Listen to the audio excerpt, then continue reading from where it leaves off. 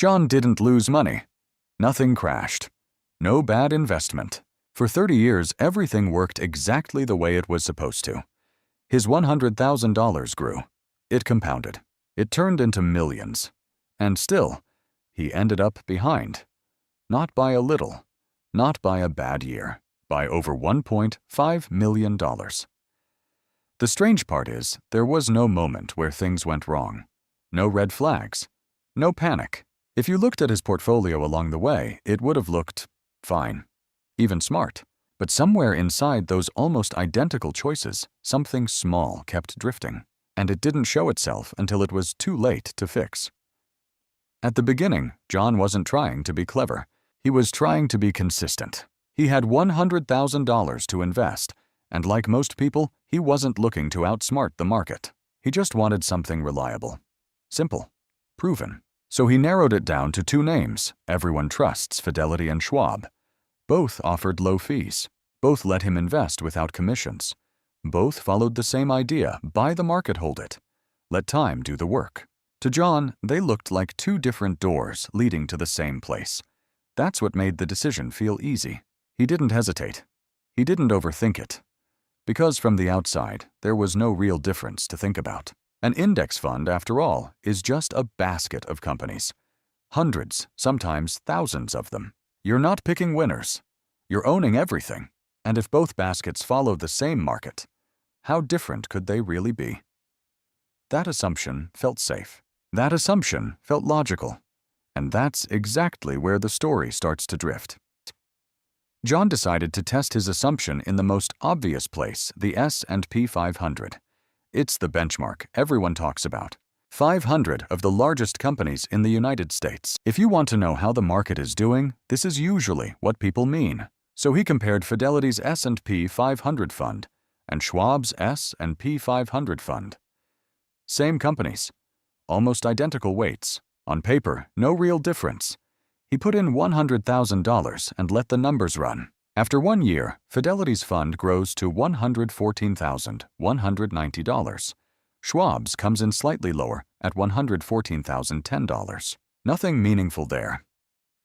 10 years in Fidelity reaches $362,214. Schwab moves ahead to $363,470. Still close, but now there's a shift. At 20 years, Fidelity lands at $1,259,752. Schwab stretches further to $1,279,591. And by year 30, the gap is no longer subtle. Fidelity's fund ends at $4,310,092. Schwab's reaches $4,427,056. That's a difference of $116,154. Not massive compared to the total, but not small either. John looks at the outcome and feels a quiet sense of confirmation. Same market, same strategy, and yet one clearly did better. So to him, the answer seems simple. Schwab wins. If the story ended there, John would have walked away confident. Same market, same idea. Slightly better result. Decision made. But something about it didn't sit right. Because nothing in those funds looked different enough to explain a gap like that. They held the same 500 companies. They moved with the same market. So where did the extra $116,154 come from? John started digging not deeper into the companies, but into what happens after the companies pay him. Dividends. Small, quiet payments that show up, get reinvested, and disappear into the background. That's where he found the first real difference. Schwab's S&P 500 fund had been growing its dividend at 7.07% a year. Fidelity's was growing at 4.16%. Year to year, that gap barely shows up. It's easy to ignore. But over 3 decades, those reinvested payouts start stacking. Not loudly, not all at once, just enough to tilt the outcome. And for the first time, John realizes maybe the things that look identical on the surface aren't actually behaving the same underneath. Up to this point, John still believed he understood the pattern. A small difference in dividend growth, a slightly better outcome. Nothing dramatic. So he moved to the next test, the total market. Not just the biggest companies anymore, but thousands of them. large, mid-sized, and small. If the S&P 500 was the surface, this was everything underneath it. Again, he compared Fidelity's total market fund and Schwab's total market fund. Same idea. Broad exposure, long-term hold. He put in the same $100,000 and let it run. After 1 year, Fidelity grows to $114,470. Schwab trails slightly at $113,670. Still nothing unusual. 10 years in Fidelity reaches $377,990. Schwab comes in lower at $350,529.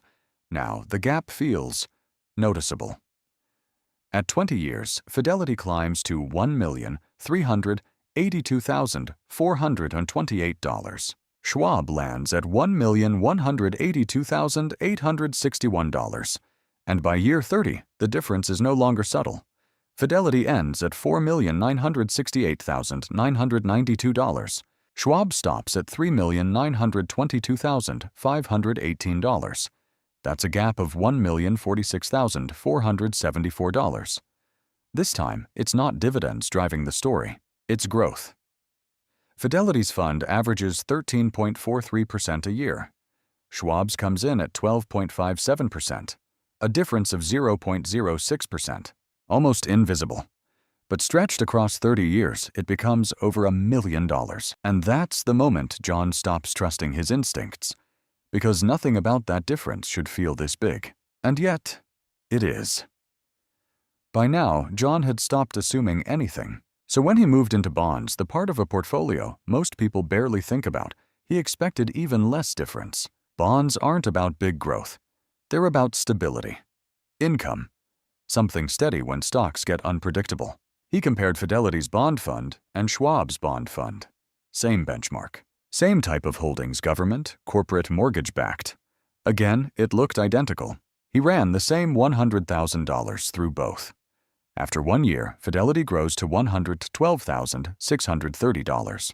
Schwab comes in slightly lower at $112,470. 10 years in Fidelity reaches $328,054. Schwab lands at $323,867.